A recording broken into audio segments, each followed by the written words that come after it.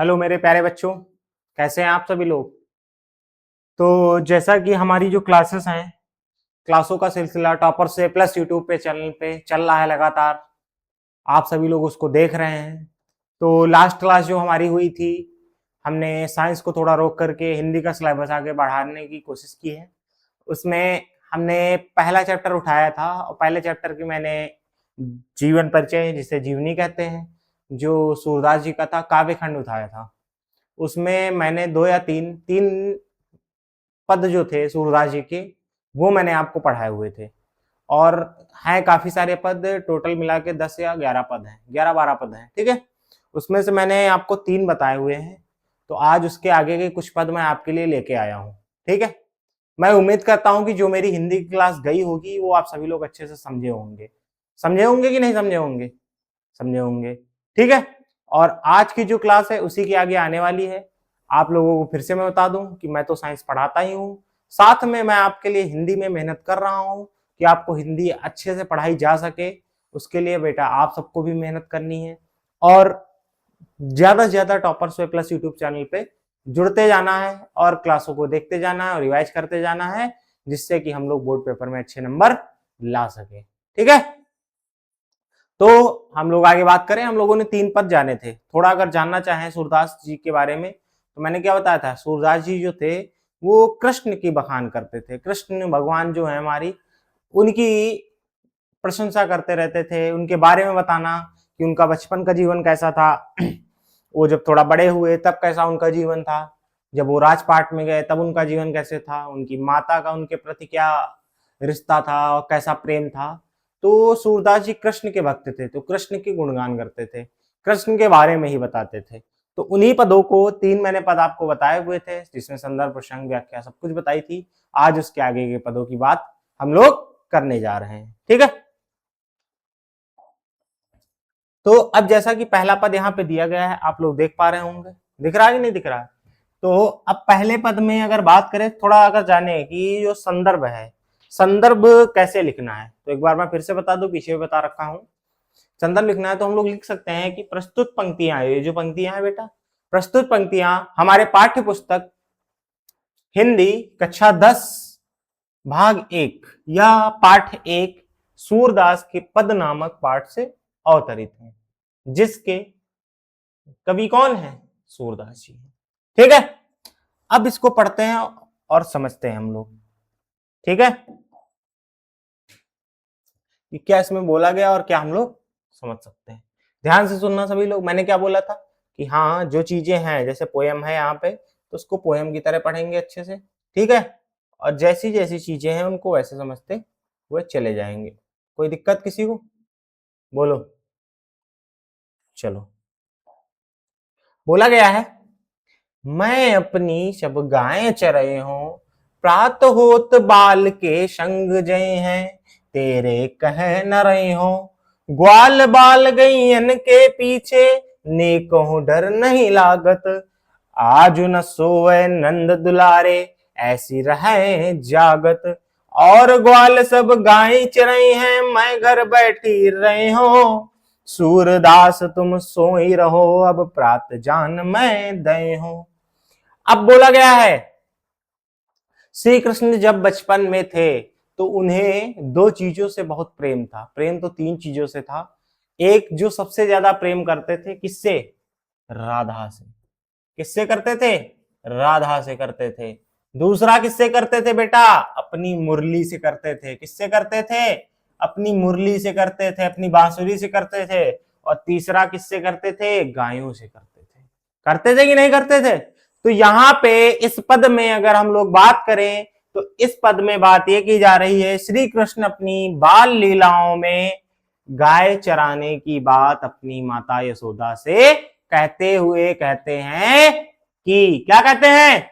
मैं अपनी सब गाय चरे हूं, प्रात होत बाल के संग जय हैं, तेरे कहाँ न रहे हो, ग्वाल बाल गईयन के पीछे, नेकों डर नहीं लागत, आज न सोए नंद दुलारे, ऐसी रहे जागत, और ग्वाल सब गाय चरई है, मैं घर बैठी रही हूं, सूर श्याम तुम सोई रहो, अब प्रात जान मैं दई हूं। बोला गया है मैं अपनी सब गाय चराई हूं। श्री कृष्ण कहते हैं कि हे मां यशोदा, हे पिता नंद लाला, हे नंद, हम क्या करेंगे? सुबह उठ करके सबसे पहले क्या करेंगे? अपनी गाय चराने के लिए जाएंगे। कहां जाएंगे? प्रातः होत बाल के संग। और श्री कृष्ण जब थे ना बचपन में थे, तो बेटा उनकी जो बाल लीलाएं थी, उन जैसे हम लोग फ्रेंडशिप कहते हैं ना बेटा आज के टाइम पे, लेकिन आज की जो फ्रेंडशिप है और जब कृष्ण के टाइम की फ्रेंडशिप थी, तो उसमें बहुत बड़ा फर्क था। उस टाइम पे जब कृष्ण छोटे थे, तब वो अपनी सखा, जो भी उनके बलदाऊ, जो भी उनके थे सखा थे, मित्र थे, या गोपियां थी, तो उनके साथ वो क्या करते थे? सबसे सुबह उठ करके गाय चराने जाते थे। और गाय चराने जाते थे तो साथ में कुछ खाने पीने वाला भी ले जाते थे। आराम से दिन भर गाय चरती रहती थी। और वो क्या करते थे? वो सारे बच्चों को इकट्ठा कर लेते थे और आपस में खेला करते थे। गाय आराम से चरा करती थी, कोई टेंशन वाली बात नहीं थी। ठीक, आगे क्या बोला गया है? ग्वाल बाल गईयन के पीछे नेको डर नहीं लागत। हम अपनी मां को समझाते हुए कहते हैं, हे मैया आप हमें जाने दें, हमें छोटा ना समझे। मैं गाय चराऊंगा, और चराऊंगा किसके साथ जाऊंगा? ग्वाल बालों के साथ जाऊंगा। मुझे मैया गाय चराने से डर नहीं लगता है। मेरे साथ में बहुत सारे मेरे मित्र, मेरी सखाएं और मेरी गोपियां जाती हैं, तो डरने की कोई बात नहीं है। आज न सोए नंद दुलारे, ऐसी रह जागत, और ग्वाल सब गाय चराई हैं, मैं घर बैठी रही हूं। अगर मां ऐसा हो गया कि सारे ग्वाल बाल हमारे चले गए, मित्र चले गए और हम ना गए, तो कुछ अच्छा नहीं लगेगा। इसीलिए हम कहते हैं मैया हमें जाने दो, गाय चराने दो। और गाय चराने में मुझे कोई हिचकिचाहट नहीं है, कोई डर नहीं है, किसी से हमें डर नहीं लगता है, क्योंकि मैं अकेले नहीं जाता हूं, मेरे मित्र साथ में रहते हैं, और ग्वाल सब गाय चराई हैं, मैं घर बैठी रही हूं। अगर ऐसा हो गया, सारे ग्वाल बाल गाय चराने चले गए, तो हम घर में बैठ नहीं पाएंगे, अकेले हमें मजा नहीं आएगा। हम वहां जाते हैं मैया तो गाय भी चराते हैं और साथ में थोड़ा बहुत खेल भी लेते हैं। खेल लेते हैं कि नहीं खेल लेते हैं? अब आगे क्या बोला है? सूर श्याम तुम सोई रहो, अब प्रात जान मैं दई हूं। अब मैया से कहते हैं क्या कि हे मैया, अगर आप बाई चांस सुबह सोती रह गई और मैं जग गया, तो जग के सीधे गाय खोल के लेके चला जाऊंगा और आराम से चराऊंगा जाके। तो मुझे ऐसा करो, आप खुद आज्ञा दे दो कि मैं डेली गाय चराने जाऊं, मैं प्रतिदिन गाय चराने जाऊं। बेटा समझ में आया? एक बार अब इसको एक्सप्लेनेशन तो समझ में आया, क्या इसमें कह रहा है क्या नहीं कह रहा है। एक बार और अच्छे से सुनते हैं और समझते हैं कि हमें लिखना क्या है। मैं अपनी सब गाय चराई हूं। श्री कृष्ण अपनी मां यशोदा से गाय चराने के लिए बात करते हुए कहते हैं कि मां, हे मां, मुझे अपनी गायों को चराने के लिए जाने दीजिए। सुबह होते ही मैं क्या करूंगा? सुबह प्रात होत बाल के संग जय हैं।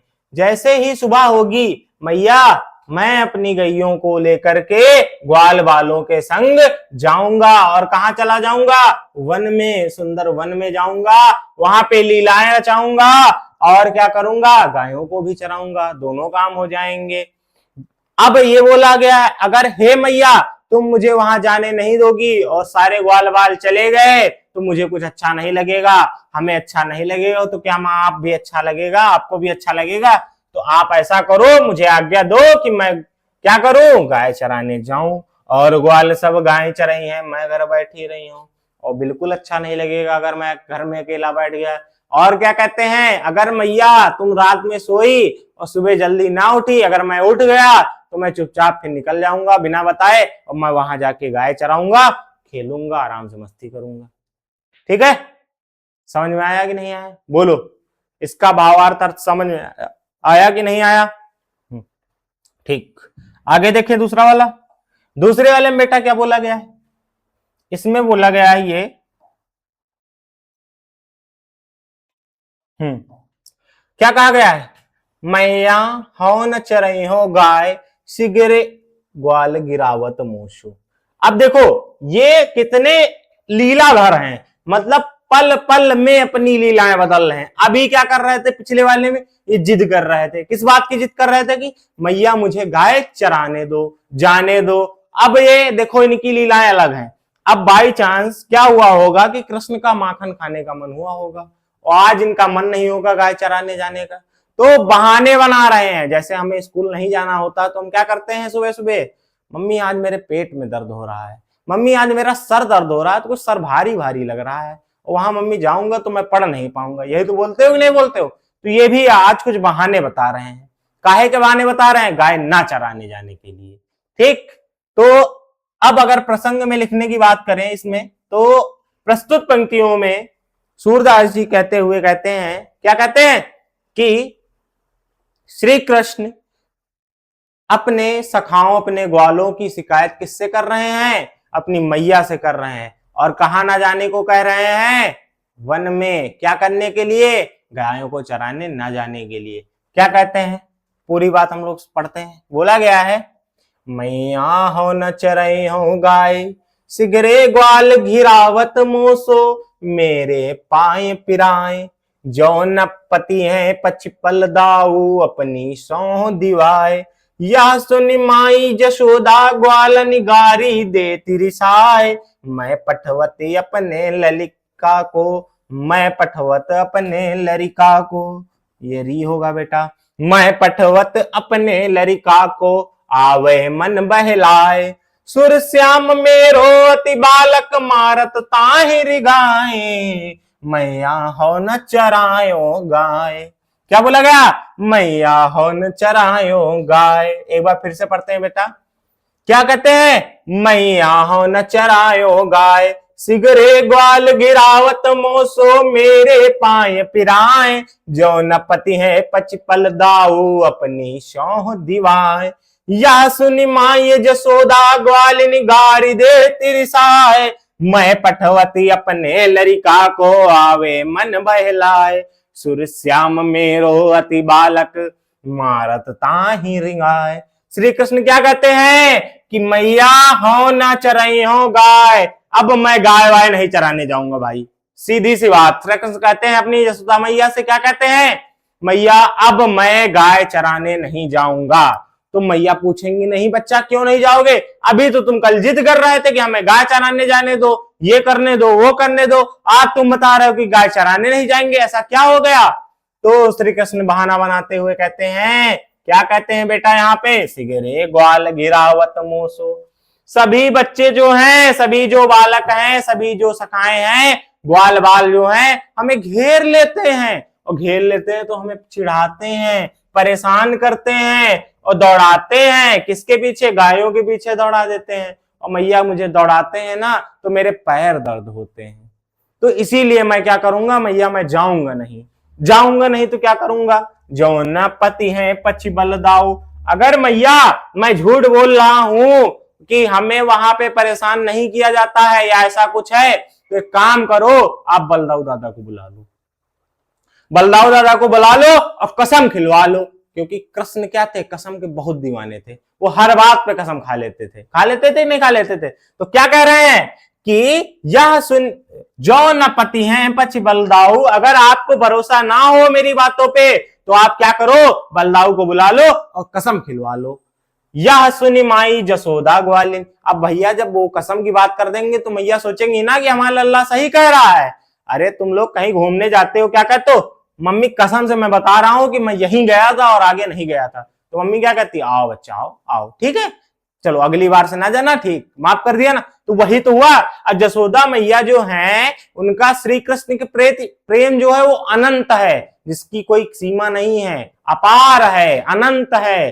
ब्रह्मांड में ऐसा प्रेम किसी ने किसी को नहीं किया होगा। तो वही तो है जो न पति है पच बलदाऊ। जैसे उन्होंने थोड़ा मुंह बना के रोते हुए कहा कि मैया अगर मुझ पे भरोसा ना हो तो आप बलदाऊ दादा से जाके पूछ लो और उनकी कसम खिलवा लो कि मैं झूठ बोल रहा हूं कि सच बोल रहा हूं। यह सुनी माई जसोदा ग्वालन। जैसे ही इतना लगा कि हाँ हमारा अल्लाह सही कह रहा है, भले ही गलतियां अगर किसी को हो लेकिन माँ अपने बेटे का ही पक्ष लेती है, चाहे जिसकी गलती हो।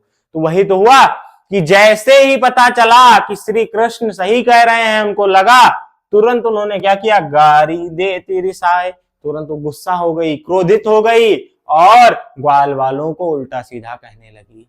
ये बेटा ब्रज भाषा है, तो इसमें गारी का मतलब गारी वो वाली गाली मत समझ लेना, ठीक है। ये क्रोधित हो गई और ग्वाल वालों को थोड़ा उल्टा सीधा कहने लगी। मैं पठवती अपने लड़का को आवे मन बहलाए, मैं तो अपने बच्चे को इसलिए भेजती थी गाय चराने के लिए वन में कि मेरा बच्चा वहां जाएगा, थोड़ा बहुत उसका क्या होगा, मन बहलेगा, खेलेगा कूदेगा आराम से। लेकिन हमारे बच्चे के साथ तो अन्याय हो रहा है। क्या अन्याय हो रहा है, उसको सारे बालक चिढ़ा रहे हैं, घेर रहे हैं, दौड़ा रहे हैं और हमारे बच्चे के पैर फिर दर्द हो रहे हैं। फिर दिक्कत की बात है कि नहीं है। सूर्य श्याम मेरो अति बालक मारत ताहि रिंगाए। अब इतना सुंदर, इतना सुशील, इतना कोमल, इतना नाजुक, इतना प्यारा, इतना श्यामल, क्योंकि जो श्री कृष्ण बोले गए हैं वो किस रंग के बोले गए, श्यामल रंग के बोले गए, बोले नहीं ना गोरा है ना काला है, श्यामल है कि नहीं है, श्यामल वर्ण के बोले गए। तो यशोदा मैया कह रहे हैं कि मेरा इतना सुंदर, इतना मनमोहक बालक है, और श्री कृष्ण तो वैसे भी मनमोहक है, सुंदर है। तो बोला क्या है, सूर्य श्याम मेरो अति बालक, मेरा बालक, मेरा बच्चा कितना सुंदर है, और तुम लोग उसे परेशान करते हो, उसे दौड़ाते हो और क्या करते हो, मारत ताहि रिंगाए, उसे ताने मारते हो, उसे रिझाते हो। ऐसा नहीं होगा, ठीक। समझ में आया कि नहीं आया। अगर इसकी और बात करें शॉर्ट में, तो इसमें इस पंक्ति में, प्रस्तुत पंक्तियों में सूरदास जी कहते हैं, क्या कहते हैं कि कृष्ण अपनी माता से शिकायत करते हुए कहते हैं, किसकी शिकायत करते हैं, ग्वाल वालों की। कहते हैं कि मैया अब मैं गाय चरावे नहीं जाऊंगा। तो मैया पूछती हैं क्यों नहीं जाओगे। कहते हैं कि वहां के सारे ग्वाल वाले हमें रिझाते हैं, हमें घेर लेते हैं, हमें परेशान करते हैं। अगर आपको मेरी बातों पे भरोसा नहीं है तो आप बलदाऊ को बुला लो और कसम खिलवा लो, मैं सच बोल रहा हूं कि झूठ बोल रहा हूं।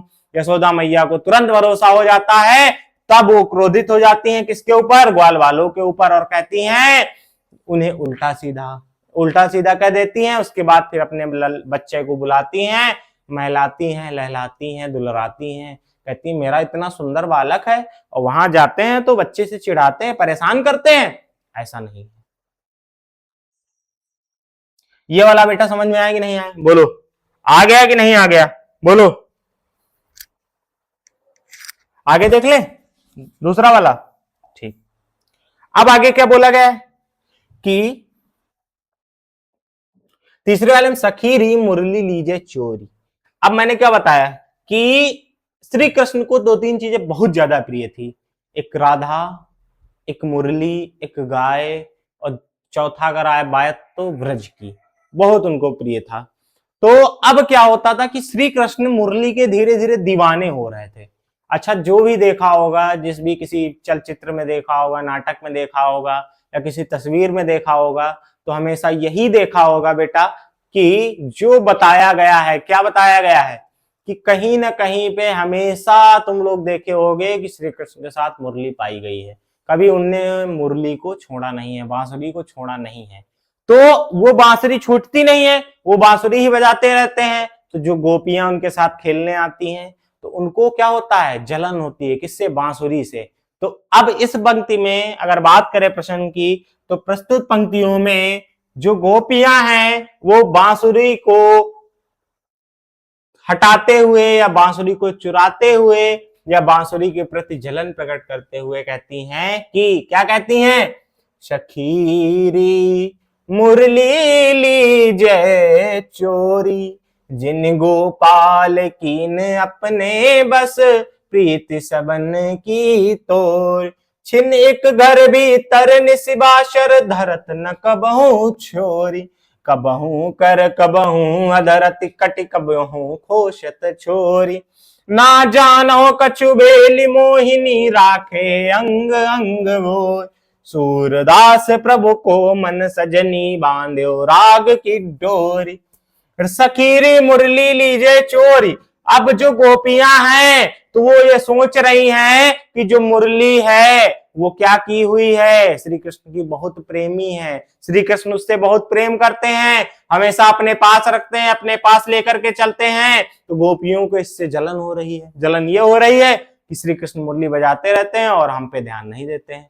तो वो प्लान बना रही हैं, अपने मन में सोच रही हैं कि ऐसा ना किया जाए, हम लोग क्या करें, सखीरी मुरली लीजिए चोरी, मुरली ही चुरा ली जाए। और जब मुरली चुरा ली जाएगी तो क्या होगा, वो बजा पाएंगे नहीं, अपने पास रख ही नहीं पाएंगे, सारी बात खत्म हो जाएगी। फिर कहते हैं जिन गोपाल कीन अपने बस प्रीति सबनी की तोरी। अब ये क्या बोला गया है कि ये मुरली जो है श्री कृष्ण को अपने बस में किए हुए है। श्री कृष्ण ने मुरली बजा करके दूसरों को बस में किया, और मुरली ने क्या बस में किया हुआ है, श्री कृष्ण को। छिन एक घर भीतर निशिबासर धरत नकबहू छोरी। मैं देखती हूं, गोपियां कह रही हैं आपस में बात करते हुए, कि छिन भर के लिए भी वो अपनी बांसुरी अलग नहीं रखते हैं। हमेशा चाहे घर में हो या बाहर हो, कहीं घूमने जाएं या कहीं खेलने जाएं, बांसुरी हमेशा उनके पास होती है। या तो उनके अधरों पर होती है या तो उनके कमर पर होती है कि नहीं होती है, कमर में साइड में लगा लेते हैं। तो वही तो बोला, कबहू कर कबहू अधर तिकट कबहू कोशत जोरी। कभी वो अपने पास रख लेते हैं, कभी कमर में लगा लेते हैं, लेकिन ऐसा नहीं होता है कि कभी बांसुरी उनसे छूट जाए या बांसुरी दूर चली जाए। ना जानो कछु बोली मोहिनी राखे अंग अंग भोरी।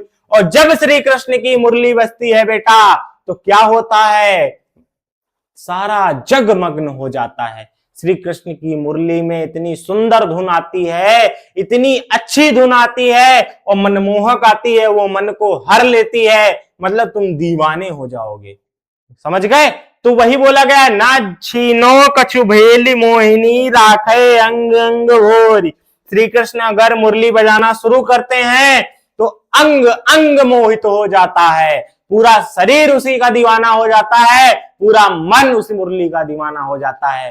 तो गोपियां जब उनकी दीवानी हो जाती हैं मुरली की, तो उन्हें जलन होती है कि मुरली बजा करके ये हम लोगों को दीवाना किए दे रहे हैं, हमें अपने जाल में फंसाए ले रहे हैं। सूरदास प्रभु को मन सजनी बांधो राग की डोरी। और ऐसा राग निकालते हैं, ऐसी चीजें बोलते हैं, ऐसी धुन निकालते हैं कि सारा जग राग से मग्न हो जाता है। समझ गए बेटा? बोलो, समझ में आया कि नहीं आया? देख रहे हो कि तुमको कितने अच्छे से प्रसंग पढ़ाया जा रहा है। बोलो, बोल पा रहे हो कि नहीं बोल पा रहे हो? समझ रहे हो बेटा? इतने अच्छे से सारी चीजें बताई जा रही हैं कि अगर एक बार तुमने ध्यान लगा के सिर्फ मेरी बात सुन ली ना, तो लाइफ में कभी भूलोगे नहीं क्या होता है, कैसे होता है। समझे?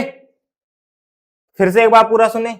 इस अगर लिखना चाहें प्रस्तुत पंक्तियों में, सूरदास जी कहते हैं कि जो ब्रज की गोपियां हैं, जो ब्रज की ग्वाल हैं, जो अगर ज्यादातर बात गोपियों की गई, क्यों कि लड़कियां जो होती हैं, जो गोपियां होती हैं, वो ज्यादा जलन होता है उनके अंदर, ज्यादा ईर्ष्या होती है। ईर्ष्या इसलिए हो रही है कि श्री कृष्ण को सब आराम से जानती हैं, उनसे मित्रता करना चाहती हैं, लेकिन श्री कृष्ण क्या है, मुरली में बिजी हैं, मुरली बजाने में बिजी हैं, और मुरली में ऐसे बिजी हैं कि अगर मुरली बजा भी देते हैं तब भी गोपियों को अपने मन में मनमोहक बना लेते हैं, उनको अपने पास बुला लेते हैं और पास बुला के मुरली की धुन सुनाते हैं, लेकिन मुरली की धुन सुनाने के बाद उनसे ना बात करते हैं ना बोलते हैं, धुन सुनाते हैं और चले जाते हैं। तो उनको उस मुरली के प्रति जलन हो रही। जलन में वो क्या करना सोच रही हैं, सोचते हुए कहती हैं कि क्या न किया जाए कि मुरली को ही चुरा लिया जाए। जब मुरली चुरा ली जाएगी तो सारा काम ही, जैसे वो बोला नहीं जाता है, ना बजेगा, ना रहेगा बांस, ना बजेगी बांसुरी। मतलब जब मुरली ही नहीं रहेगी तो क्या बजेगा सर? बोलो बेटा, जब मुरली ही नहीं रहेगी तो क्या बजेगा? नहीं बच पाएगा ना कुछ। तो वही बोला गया है इसमें कि सही गोपियां या विचार करते हुए कहती हैं कि श्री कृष्ण की मुरली चुरा ली जाए। और क्यों चुरा ली जाए? इसलिए कि श्री कृष्ण किसी भी क्षण, किसी भी टाइम पे, कहीं भी, चाहे वो घर में रहे या बाहर रहे, कहीं सोए या जागे, खेले या कूदे, हर समय वो मुरली को अपने पास ही रखते हैं, किसी और को तो रखते ही नहीं है, किसी और को तो बुलाते ही नहीं है। और उनकी मुरली की धुन ऐसी धुन है कि अगर वो बज जाए तो सभी का अंग अंग मोहित कर लेती है, सभी को बुला लेती है, सभी को आकर्षित कर लेती है। कर लेती कि नहीं कर लेती है? बोलो। बोलो। ना जानो कछु भोली मोहिनी राखे अंग अंग भोरी, सूरदास प्रभु को मन सजनी बांधो रागी की डोरी। ऐसा राग निकलता है, ऐसा धुन निकलती है, ऐसा गाना बोल लो निकलता है, ऐसा आवाज निकलती है, ऐसी आवाज निकलती है बेटा कि वो सारी गोपियों को अपनी ओर आकर्षित कर लेती है, सारी गोपियों को। इतनी अच्छी धुन है मुरली की, वो भी किसकी? श्री हरि श्री कृष्ण। ठीक है, ये बात समझ में आई? ये वाला बेटा समझ में आया कि नहीं आया? बोलो। हमें तो लग रहा है आ गया होगा, बोलो। ठीक, आगे वाला देखें। अब देखो आगे की बात की गई। देखो श्री कृष्ण के हर एक कैरेक्टर की बात की गई है कि वो बचपन में कैसे थे, बड़े हुए तो कैसे थे, ठीक है, उसके बाद और बड़े हो गए जब उनको राजपाट मिल गया।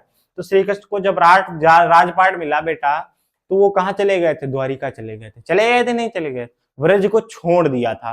अब व्रज को जब छोड़ दिया था तो ऐसा तो है नहीं कि उनको घर की याद नहीं आती। बोलो, अभी कोई है कहीं, किसी की पोस्टिंग बाहर हो गई, कोई नौकरी पा गया या कुछ भी है, कहीं बिजनेस बाहर कर रहा है, तो बाहर अगर वो चला गया तो क्या वो घर की याद करना छोड़ देगा? ऐसा संभव है? ऐसा पॉसिबल है बेटा? नहीं है ना, वो याद तो करेगा ना। तो इसीलिए इस पंक्तियों को बोला गया, क्या बोला गया है इसमें? उधो मोहि व्रज विसरत नाही, वृंदावन गोकुल बन उपवन, सघन कुंज की छाही। उधो मोहि व्रज विसरत नाही, प्रात समय माता जसुमती अरु नंद देखी सुख पावत, माखन रोटी दयो सजायो अतिहित साथ खवावत। गोपी ग्वाल बाल संग खेलत, सुख दिन हसत सिरात, सूरदास धन धन ब्रजवासी, जिन सोहित जतुदात। उधो मोहि ब्रज विसरत नाही। उधो क्या कहते हैं? उधो कौन है? श्री कृष्ण के परम मित्र हैं। मित्र तो सुदामा की भी बात की गई, लेकिन उधो भी उनके दरबार में रहते हैं, मित्र हैं। तो उनसे क्या कहते हैं श्री कृष्ण कि हे उधो, हे मित्र, हे सखा, मोहि ब्रज विसरत नाही। मेरे मन से, मेरे तन से ब्रज भूला नहीं जा रहा है, ब्रज को हम भूल नहीं पा रहे हैं। वृंदावन गोकुल बन उपवन, वो वृंदावन जहां पे कण कण में हरि है, क्षण क्षण में हरि है, पल पल में हरि है। आज भी आ जाके आप लोग देख लें वृंदावन में कि एक अलग ही आनंद की अनुभूति होती है। तो वही बोला कि हे उद्धव, मैं वृंदावन भी नहीं भूल पा रहा हूं, वृंदावन की गलियों को भी नहीं भूल पा रहा हूं, वहां के वनों को नहीं भूल पा रहा हूं, कुंज की गलियों को भी नहीं भूल पा रहा हूं। और क्या नहीं भूल पा रहा हूं? प्रात समय माता जसुमती अरुनंद देखी सुख पावत। सुबह का समय जब होता था, जब मैं बालक था, वहां रहता था, तो मारे नंद बाबा जो थे और मेरी माता यशोदा थी, मुझे देख के प्रसन्न हो जाती थी। जैसे ही मुझे देखती थी तो उनको पूरे दिन का सुख मिल जाता था। वो इतना प्रसन्न हो जाती थी कि उनको देख करके हम भी प्रसन्न हो जाते थे, इतना ज्यादा प्रसन्न हो जाती थी। वो हम भूल नहीं पाएंगे। माखन रोटी दयो सजायो अतिहित साथ खवावत। मैया यशोदा जैसे ही सुबह होती थी, उन्हें पता था कि मुझे माखन अति प्रिय है, तो वो माखन रोटी लेके आती थी, सबसे पहले हमें खिलाती थी, और इतने प्रेम से, इतने अच्छे तरीके से उसको खिलाती थी। उस खिलाने में जो प्रेम था, वो प्रेम हमें नसीब अब नहीं है। अब वो हम भूले भुलाए नहीं जा रहा है। उद्धव, हम क्या करें? गोपी ग्वाल बाल संग खेलते। और जो हमारा खेलना था, जो गोपियों के साथ खेलना था, बांसुरी बजाना था, ग्वालों के साथ गैये चराने जाना था, वो सब अब भूला नहीं जाता। सुख दिन हंसत सिरात, पूरा दिन हम लोग हंसते खेलते बिता देते थे, वो अब उद्धव भूला नहीं जा रहा है। सूरदास धनी धनी ब्रजवासी, जिन सोहित जत जात। हे उद्धव सूरदास जी कहते हैं इस पंक्तियों में, लिखा तो उन्होंने ही ना, बस बताया है कि इनके बारे में। तो अब श्री कृष्ण उद्धव से कहते हैं कि हे उद्धव, वहां पे वृंदावन में इतने अच्छे अच्छे लोग थे, वो भी अब हमसे भूले नहीं जा रहे हैं। समझ में आया कि नहीं आया? बोलो बेटा, आया कि नहीं आया यहां तक? अब एक बार पूरा देखने हैं एक बार में। श्री कृष्ण उद्धव से कहते हैं कि क्या कहते हैं कि हे उद्धव, मुझसे अब ब्रज भूला नहीं जाता है, वहां की गलियों को नहीं भूला जाता है, वन में जो हम गायें चराने जाते थे वो भी भूला नहीं जाता है, हम जो ग्वाल वालों के साथ दिन भर खेलते रहते थे वो भी भूला नहीं जाता है, और हमारी जो यशोदा मैया थी, जो नंद बाबा थे, सुबह उठते ही हमें देखते थे और प्रसन्नचित हो जाते थे, पूरे दिन का आनंद उन्हें मिल जाता था, और सुबह सुबह ही उन यशोदा मैया को पता था कि हमें माखन रोटी बहुत पसंद है, तो माखन रोटी हमारे लिए लेके आती थी और इस प्रेम भाव से खिलाती थी कि इतना आनंद आता था, इतना आनंद आता था उद्धव कि वो अब हमसे भूला नहीं जा रहा है। ब्रज की हर एक गली गली में आनंद ही आनंद रहता था, वो भी हमसे भूला नहीं जा रहा है, वहां के लोगों के बारे में भी हमसे भूला नहीं जा रहा है। बोलो बेटा, समझ में आया कि नहीं आया? बोलो, समझ में आया कि नहीं आया? कोई दिक्कत, कोई परेशानी, कहीं पे कुछ ना समझ में आए बेटा, तुरंत आप लोगों को जाके देखना है, जब भी देखो कमेंट बॉक्स में कमेंट करो और तुरंत पूछो, ठीक है? बोलो, पूछ सकते हो कि नहीं पूछ सकते हो? बोलो बेटा, बोलो। अब देखो,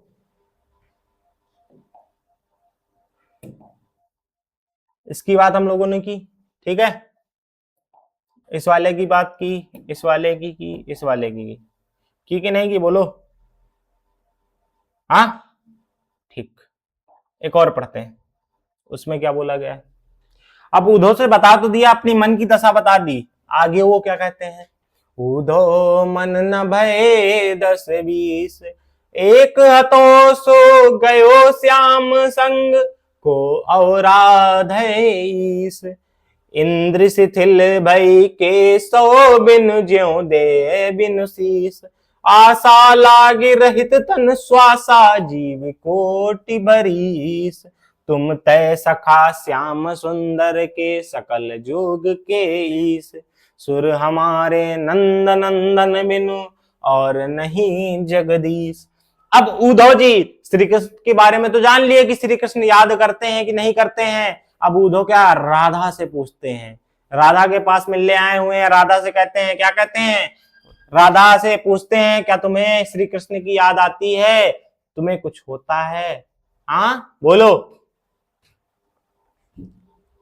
अच्छा, ये तो नहीं है बेटा कि एक दिन में बहुत सारा ज्यादा हुआ जा रहा है, हैं? बोलो।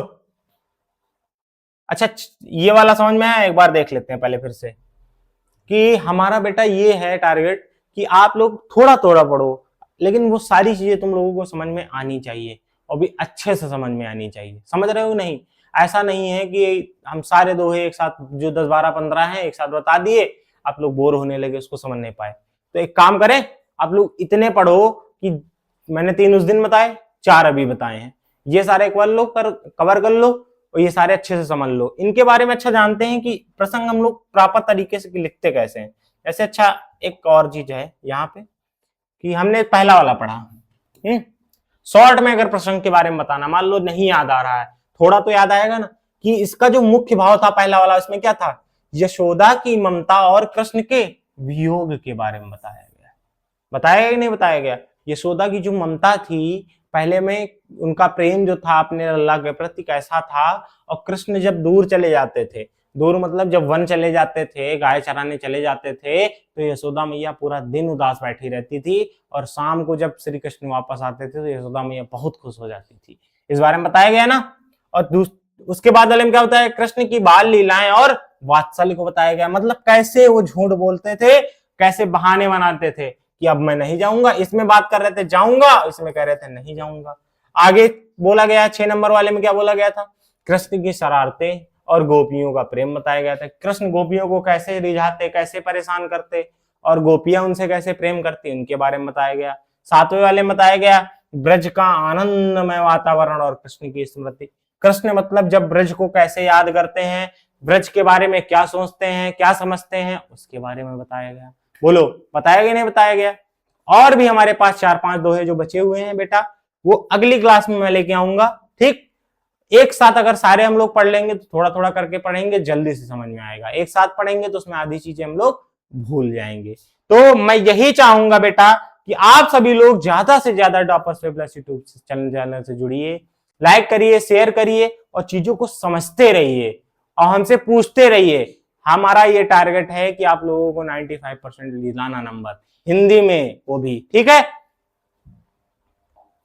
अच्छा एक चीज और कि हमें अगर प्रसंग लिखना है, मान लो तुम लोगों ने सोच लिया कि हमारे व्याख्या अगर आती है, व्याख्या में एक भी नंबर नहीं कटना चाहिए, तो उसके लिए छोटा सा मैं एग्जाम्पल के लिए लेके आऊं। जैसे हमने चौथा पद पढ़ा था, तो हमें पता था ना कि कृष्ण गाय चराने के लिए जाते हैं, वहां पे मैया यशोदा का प्रेम दिखता है कि उनकी याद आती है, वो परेशान होती है, तो उसके बारे में बोला गया ना। तो उसको पद के रूप में, प्रसंग के रूप में कैसे लिखते हैं ये देखते हैं। प्रस्तुत पद सूरदास द्वारा रचित है, ये तो हमें पता है। इसमें यशोदा माता को कृष्ण के बचपन की बातें याद आ रही हैं। कृष्ण के ब्रज से दूर चले जाने के कारण माता यशोदा अत्यंत दुखी हैं और उन्हें कृष्ण की बाल लीलाएं याद करके विरह की पीड़ा होती है।